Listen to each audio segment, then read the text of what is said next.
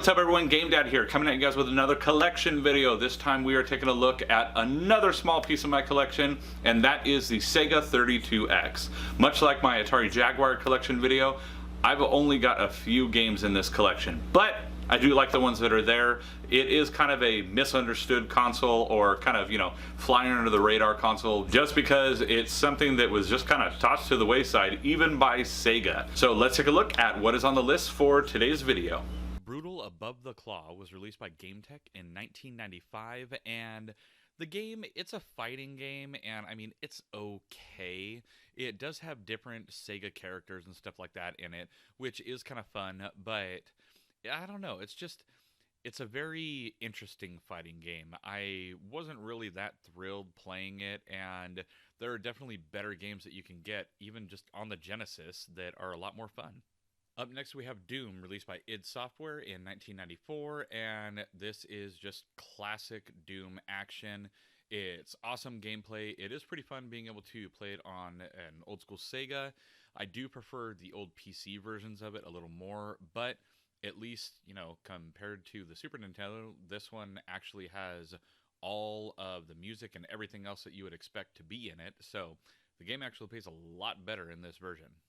And here we have Zaxxon's Mother Base 2000, released by CSK Research Institute Corp. in 1995. And this game is okay. It's like they tried to do Star Fox meets Zaxxon, and they went very polygonal with everything. And sure, it was cool for the time with all the polygons and stuff, but overall the gameplay is not that great, and I would much rather be playing Zaxxon on my ColecoVision. It was way more fun on that console. Up next, we have Motocross Championship, released by Artec Studios in 1995, and this game reminds me kind of like of Road Rage meets a 3D Excitebike. So you're going around, you got just a typical motocross kind of track that's quasi 3D. It really isn't that great for its 3D graphics, at least for track design. And then you can punch the other players, and I mean, it's not that great. I'd rather play Road Rash. And here we have Shadow Squadron, released by Sega in 1995, and this is a space shooter kind of game. It's okay. I mean, the graphics look all right. They're definitely still trying to push the polygons in this, and it's kind of cool, the whole intro to it, but overall, it's just, you're in space, you kind of float around and shoot whatever's in front of you. I mean, just like any generic space game. Now here's one that's actually super fun. That is Space Harrier, released by Sega AM2 in 1994. And this is like the classic arcade version Space Harrier. I mean, I don't know if there's any huge difference between the two, but this felt just like playing it on the arcade. Awesome, awesome game. It is a shoot 'em up, but from, I don't know, like a third-person perspective, and in a sort of 3D world. I don't know. The game is super fun. And last up, we have Star Wars Arcade, released by Sega Interactive in 1994. And if you've ever played a Star Wars arcade game, it's awesome. It's super fun. I don't think it's anywhere near as good as the actual arcade on this. I played the enhanced version for this capture footage, and I'm sorry, but I did not get impressed by this. I would much rather go play this in an actual arcade. I mean, it is Star Wars, so that's cool. There you have it, everyone.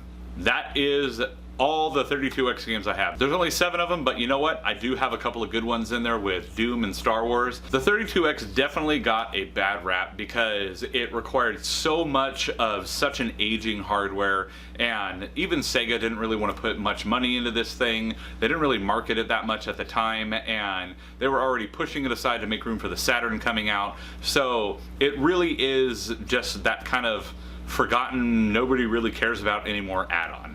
But as with everything in my collection, I love all the stuff that I have. I love being able to look back into the past and play these games from my childhood and just see the progression of how things went from 8-bit to 16 to 32, 64 and on. And just be able to have a blast with them. And someday when my girls get older, I will be able to share these games with them as well, so they can see what modern games stemmed from back in the past. So even though it's a shorter one, I hope you guys liked today's video, and if you did, please let me know down in the comments below. While you're down there, please be sure to hit those like and subscribe buttons, as well as that little notification bell so you get an alert every time I got a new video coming out. Now, as always, I'm GameDad. I thank you guys for watching, and I'll catch you later.